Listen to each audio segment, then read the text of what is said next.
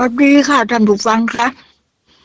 วันนี้เราก็พบปะกันตามปกตินะคะรายการคนเฒ่าเล่ากฎแห่งกรรม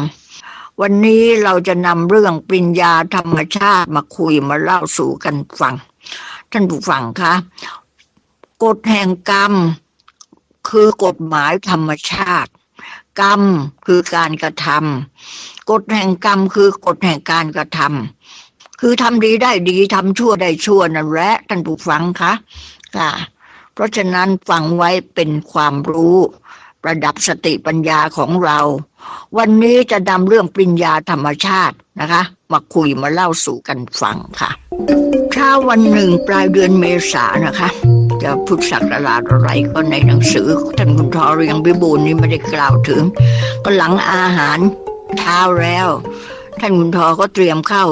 จะออกจากบ้านไปทำงานตามปกติยังไม่ทันจะแต่งตัวเสร็จเด็กก็เข้ามาบอกว่ามีแขกมาหาคอยอยู่ที่ห้องรับแขกดังนั้นท่านคุณทอก็ออกไปพบกับสุภาพบุรุษ3 ท่านซึ่งนั่งรออยู่ก่อนรู้สึกว่าไม่เคยพบกันมาก่อนแล้วทั้ง3 ท่านก่อนแนะนำตัวท่านคุณทอได้รับเกียรติต้อนรับรู้จักท่านสุภาพบุรุษทั้ง3ก็คือท่านหนึ่งเป็นผู้พิพากษามาก่อนแต่เกษียณอายุแล้วและอีกท่านหนึ่งเคยเป็นนายตำรวจค่ะและปัจจุบันนี้ทั้ง2 ท่านก็เป็นข้าราชการบำนาญ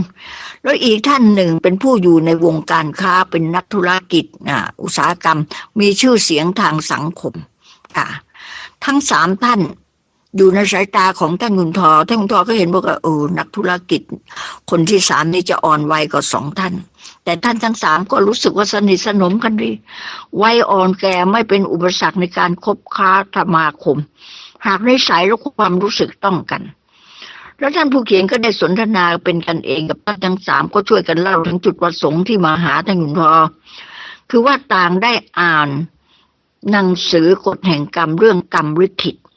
ซึ่งทางคณะธรรมเวทีวัดสร้อยทองได้พิมพ์ในวันขึ้นปีใหม่3 ท่านนี้ได้อ่านหนังสือกฎแห่งกรรมของท่านคุณทอลิงเวบูลก็เกิดความสนใจอยากจะรู้จักอยากจะพบกับท่านผู้เขียนก็พยายามสืบหาตำบลที่อยู่จนกระทั่งพบค่ะแล้วก็ได้กล่าวว่ามาพบดีใจมากกว่าจะพบหาบ้านเนี่ยนะคะท่านคุณทอได้ทราบดังนั้นก็รู้สึกว่าทั้ง3ให้เกียรติก็เลยขอบคุณที่ท่านทั้ง3ให้เกียรติอุตส่าห์มาหาบ้านจนกระทั่งพบท่านผู้ฟังคะตอนนี้การสนทนากันในเช้าวันนั้นท่านคุณทอได้เรื่องราวที่เกิดประโยชน์ส่วนรวมมาเล่าสู่กันฟังก็บันทึกเอาไว้เรื่องนี้เริ่มต้นด้วยเวลาไม่นานก็ผ่านมาแต่ก็โยงไปถึงอดีตชีวิตของท่านผู้หนึ่งค่ะท่านคุณทอลิงพิบูลรวบรวมขึ้นเพื่อจะชี้ให้เห็นกรรมดีกรรมชั่วเหมือนสายป่านที่ชักใยเหมือนกันจะมองด้วยสายตามนุษย์ยากที่จะเห็นได้กรรมดีหรือกรรมชั่วย่อมคอยติดตามสนองเพียงอยู่ที่เวลาช้าหรือเร็วเท่านั้นดังนั้นที่ท่านจะได้ฟังเรื่องราวจากอดีตผู้พิพากษาและท่านนักการค้าผู้มีชื่อเสียงในวงสังคมทั้ง2ทั้ง3ท่านนี่ผลัดกันเล่าเรื่องปริญญาธรรมชาติให้ท่านคุณทอฟังซึ่งปริญญาธรรมชาตินี่คุณทอเพียงพิบูลเป็นผู้ตั้งขึ้นนะคะก็ท่านผู้เขียนได้ฟังจากท่านผู้พิพากษาท่านหนึ่งก็เล่าก่อนว่าวันหนึ่งเวลาเช้าตวนจะสิ้นเดือนมีนาท่านทั้ง3เนี่ยมีผู้พิพากษาในตำรวจแล้วก็ท่านที่เป็นนักธุรกิจในวงการค้ามีชื่อเสียงในสังคมเนี่ย3ท่านเนี่ยขับรถมีคนขับรถ1 คนเป็นจำนวน4 คนออกเดินทางหลีกความร้อนหนีความร้อนในกรุงเทพและความแออัดในพระนครไปหาที่สงบและลมเย็นๆตั้งใจจะไปพักผ่อนต่างจังหวัดว่างั้นเถอะค่ะเช้าวันนั้นก็ไม่นึกว่าจะเกิดอุปสรรคขึ้นแก่รถ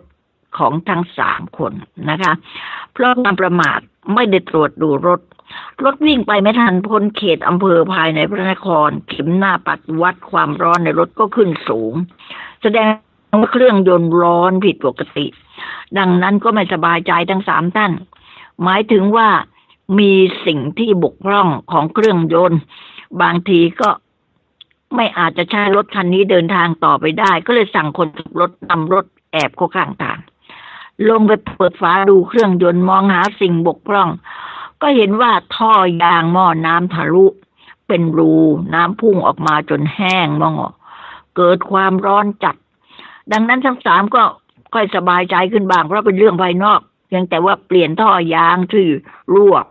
ก็ไม่ยากอะไรใช้เวลาไม่นานก็คงจะเรียบร้อยจึงสั่งให้คนขับรถไปหาอู่ซ่อมรถยนต์ที่ใกล้ที่สุดนะแล้วพวกทั้งสามคนนายตำรวจผู้พิพากษาแล้วก็ท่านนักธุรกิจชื่อดังนี่ก็ลงมองหาร้านเครื่องดื่มและอาหารใกล้ๆเข้าไปนั่งรอเวลารถจะทำเสร็จก็มองดูภายในร้านรอบตัวนะคะก็เป็นร้านเครื่องดื่มอยู่ร้านหนึ่งก็เห็นว่าโต๊ะว่างอยู่โต๊ะหนึ่งก็สั่งเครื่องดื่มใครจะชอบอะไรก็สั่งมาก็มองดูภายในร้านนะท่านผู้ฟังก็เห็นมีทั้งคนจีนคนไทยข้าราชการนักธุรกิจพวกนายตรวจรถเมล์มีอาชีพต่างๆกันนั่งสนทนากันอยู่ในหมู่ของตนไม่ค่อยจะสนใจผู้ใดจะรำคาญไม่รำคาญโวยวายบางคนก็พูดคำด่าคำสลับคำไปบางคนก็พูดคำสาบานคำบางคนก็อ่านหนังสือรายวันไม่สนใจใครจะคุยจะด่าอย่างไรบางคนอ่านหนังสือพิมพ์หูก็คอยฟังผู้อื่นพูดรู้สึกว่าคนส่วนมากในสถานที่นั้นชินต่อเสียงโวยวายของคนอื่นจึงนั่งสงบเป็นปกติทั้งสามท่านไม่สนใจว่าใครส่วนโต๊ะใกล้ๆล้วนแต่พวกรุ่นหนุ่มขนองทั้งนั้นโต๊ะที่นั่งใกล้โต๊ะท่านผู้พิพากษาแล้วก็นายตำรวจเนี่ยเป็นหนุ่มขนองรุ่นหนุ่มนั่งดื่มกาแฟคุยกระหมงโถงเฉยเลยบางครั้งก็ถกเถียงเรื่องการเมืองกันเรื่องสงครามกันไปตามเรื่องก็ท่านทั้งสามก็ใหม่ต่อสถานที่ใหม่ต่อเสียงก่อกวนประสาทแต่ก็ต้องทนนั่งไม่ค่อยสบายใจเท่าไหร่นักแต่ก็ต้องปรับความรู้สึกให้ชินพอมีความอดทนนั่งสนทนากันได้ในหมู่พวกเรากันเองแต่ไม่ช้าเหตุการณ์ในร้านขายเครื่องดื่มก็เปลี่ยนแปลงไปท่านผู้ฟังผู้ที่เข้ามานั่งดื่มกินอาหารเช้าเมื่อเสร็จแล้วก็ค่อยทยอยกันออกไปทีละคนสองคนเหตุวุ่นวายในร้านก็สงบลงไม่ช้าก็เหลือแต่พวกชายหนุ่มโต๊ะข้างๆ5 คนยังคุยกันเสียงดังลั่นถกเถียงกันเรื่องไม่เป็นสาระแล้วก็ยังเหลือโต๊ะของท่านผู้พิพากษาและท่านนักธุรกิจนี้นั่งอยู่อีกโต๊ะหนึ่งทันใดนั้นท่านผู้ฟังคะท่านทั้งสามก็ได้ยินเด็กหนุ่มโต๊ะข้างๆพูดออกมาด้วยความตื่นเต้นกลางหนังสือพิมพ์ที่กำลังอ่านดูแล้วพูดเสียงดังบอกว่าเฮ้ยดูนี่สิวะดูนี่สิวะไอ้หมอนี่โง่ระยำเลยเงินเกือบ20,000ดันเอาไปให้ตำรวจนำไปคืนเจ้าของน่าโง่ไม่โง่ละเป็นข่าแล้วพบแล้วก็หวานคอแรงไปแล้วโว้ยเงิน10,000นี่ไม่ใช่ขี้ไก่นะโว้ยคนโง่บันทบอย่างนี้ก็มีด้วยโว้ยเอาไปคืนเอาไปให้ตำรวจคืนเจ้าของนะอย่างนี้ก็มีนะท่านผู้ฟังครับชายหนุ่มคนนั้นก็โวยวายว่าคนแท็กซี่เนี่ยโง่เอาเงินนั้นไปให้ตำรวจคืนเจ้าของดังนั้นท่านทั้งสามหันไปดูโต๊ะที่พูดเป็นจุดเดียวกันเสียงพวกเพื่อนต่างรุมถามว่าเฮ้ยเรื่องอะไรเกี่ยวกับเงินเยอะแยะอย่างนั้นเอาไปคืนแล้วว่าคนอ่านหนังสือพิมพ์รายวันก็พูดบอกว่าโอ้ก็เรื่องไอ้คนแท็กซี่สิโว้ยคนโดยสารลืมถุงเงินในถุงเงินมีเงินกับ20,000อยู่หลังรถด้านเอาไปให้ตำรวจคืนให้เจ้าของก็โง่หรือเปล่าล่ะเนี่ยก็พูดกันไว้ชายหนุ่มหลายคนที่นั่งในโต๊ะนั้นมีความเห็นว่าที่เขานั่งคุยกันน่ะคนขับแท็กซี่เป็นคนเซ่อเป็นคนโง่แต่มีชายหนุ่มในหมู่นั้นคนหนึ่งท่าทางเรียบร้อยกว่าเพื่อนพูดออกความเห็นอย่างตริตรองพูดช้าๆบอกว่าข้าก็ว่าเขาทำถูกนะเราควรจะสนับสนุนยกย่องการกระทำความดีมันทำยากต้องอดทนมีใจสูงพอยิ่งเรื่องเงินทองคนเราน้อยคนนักจะทำได้จะตัดความโลภความอยากได้นั้นยากนักที่เขาเอาเงินไปแจ้งความตำรวจคืนเจ้าของก็นับว่าเขาชนะใจตนเองนะเว้ยควรที่เราจะยกย่องสรรเสริญเขานะเว้ยอย่าไปว่าเขาเป็นคนโง่ท่านผู้ฟังค่ะก็ ท่านทั้งสามคือท่านนายตำรวจท่านผู้พิพากษาแล้วก็ท่านนักธุรกิจการค้าชื่อดังนั้นนั่งฟังมองตากันยังคิดในใจว่าในหมู่คนระดับนี้ก็ยังมีคนดีอยู่บ้างมองดูตากันแต่สังเกตดูพวกชายหนุ่มเหล่านั้นไม่ค่อยจะพอใจแล้วค่ะเพื่อนๆทั้ง4 คนไม่พอใจคนนี้ที่พูดมาเพราะว่ายังมีกิเลสความโลภเห็นแก่ตัวอยู่มากแต่ก็ไม่กล้าจะขัดแย้งเห็นจะเป็นเพราะเกรงใจในความดีก็ได้ในไม่ช้าท่านผู้ฟังค่ะชายหนุ่มกลุ่มนั้นก็ชำระเงินค่าเครื่องดื่มแล้วก็พากันออกจากร้านไปก็หนังสือพิมพ์รายวันอีกฉบับหนึ่งเข้าใจเป็นหนังสือพิมพ์ของร้านไว้เพื่อให้พวกลูกค้าอ่านดังนั้นก็นายตำรวจหนึ่งก็เอื้อมมือไปหยิบหนังสือพิมพ์รายวันฉบับนั้นจากโต๊ะเอามาพลิกค้นหาเรื่องที่ชายหนุ่มถกเถียงกันอยากจะรู้รายละเอียดก็เห็นหัวข้อข่าวว่าแท็กซี่ผู้ซื่อสัตย์ในเรื่องก็มีใจความว่าในห้องเพียวแซ่เฮ้งอายุ26 ปีขับรถแท็กซี่หมายเลขกทท18374ได้รับคนโดยสารจากประตูน้ำนำไปส่งถนนสุขุมวิทซอย4เมื่อกลับจากส่งผู้โดยสารแล้วรถแล่นมาถึงลาดประสงค์ก็เห็นถุงกระดาษของผู้โดยสารลืมไว้ข้างหลังหยิบมาดูก็พบธนบัตรในซองนั้น10,000 กว่าบาทพร้อมทั้งเอกสารและเช็คธนาคารอีกมากแทนที่ในห้องเพียวจะดีใจนึกว่าเป็นราบเพื่อจะยึดไว้เป็นสมบัติของตนกลับรีบร้อนนำของเหล่านั้นไปหาตำรวจไปแจ้งความมอบให้ในร้อยเวรตำรวจสถานีพระปราชัยเขต 1เพื่อจะได้มอบคืนให้แก่เจ้าของต่อไปตอนนี้เมื่อมอบให้ตำรวจแล้วในห้องเพียวก็รีบขับรถออกติดตามเจ้าของเงินที่ตัวไปส่งสถานที่ไปส่งตอนสุดท้ายตอนนี้เมื่อพบแล้วก็รีบนำตัวมาที่สถานีตำรวจแนะนำเจ้าของเงินมาด้วยมาส่งด้วยท่านผู้ฟังเพื่อรับเงินคืนต่อไปเหตุเกิดเมื่อ 3 ทุ่มวันที่27 มีนาคม 2511ที่หนังสือกฎแห่งกรรมท่านคุณธรเลียงพิบูลนะคะระบุไว้ในห้องเพียวผู้นี้เขาอยู่บ้านเลขที่77ถนนพระปราชัยท่านผู้ฟังคะตอนนี้เมื่อ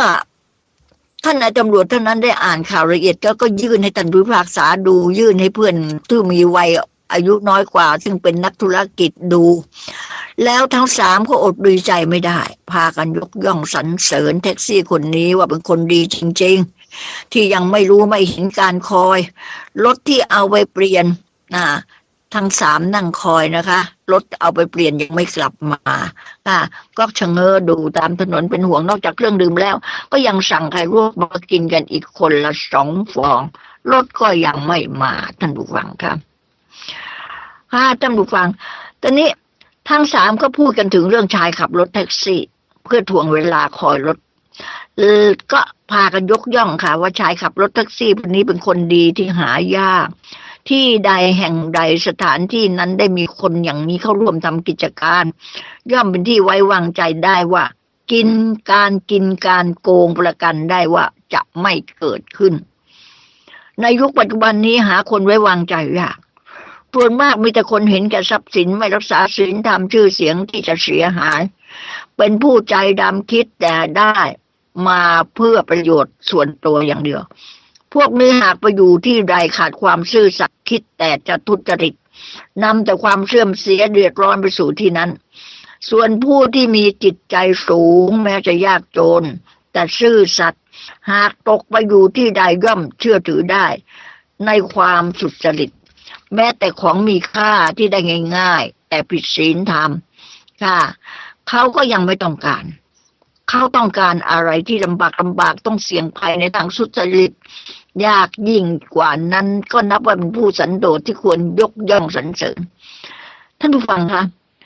ถึงแม้เขาจะไม่ได้ปริญญาทางโลกแต่เขาก็มีปริญญาทางธรรมชาติในจิตอย่างที่ว่าสมบูรณ์คือความซื่อสัตย์สุจริตยังไงมีความมานะอดทนขยันหมั่นเพียรนี่มีอยู่ในตัวคนใดนี่คือปริญญาธรรมชาติของคนนั้นนะคะกฎแห่งกรรมในเรื่องปริญญาธรรมชาติจากหนังสือกฎแห่งกรรมของท่านคุณธรเรียงพิบูลนะคะท่านผู้ฟังค่ะก็นี่แหละค่ะ เราก็มาฟังกันต่อแต่นี้เมื่อได้สนทนากันอยู่สักพักหนึ่งทั้งสามเกลอเนี่ยนิ่งกันอยู่สักครู่หนึ่งก็ท่านผู้เป็นนักธุรกิจที่มีวัยอายุอ่อนกว่าก็เอ่ยขึ้นอย่างบุคคลที่คิดแล้วก็ตัดสินใจดังนั้นท่านนักธุรกิจท่านนี้ก็จึงเอ่ยขึ้นบอกว่ามีเรื่องหนึ่งที่ผมจะเล่าให้พวกคุณฟังค่ะก็เรามาฟังก่อนที่คนขับรถจะกลับมาท่านนายตำรวจท่านผู้พิพากษาก็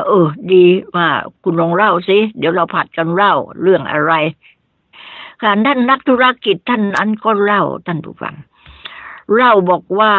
เมื่อสมัยสงครามโลกครั้งที่สองได้เกิดขึ้นในทวีปเอเชียในครั้งนั้นมีครอบครัวหนึ่งสองแม่ลูกแม่เป็นคนอยู่ในศีลธรรมมีอาชีพสุจริตแม้ความเป็นอยู่จะไม่สมบูรณ์แต่ก็เป็นคนขยันขันแข็ง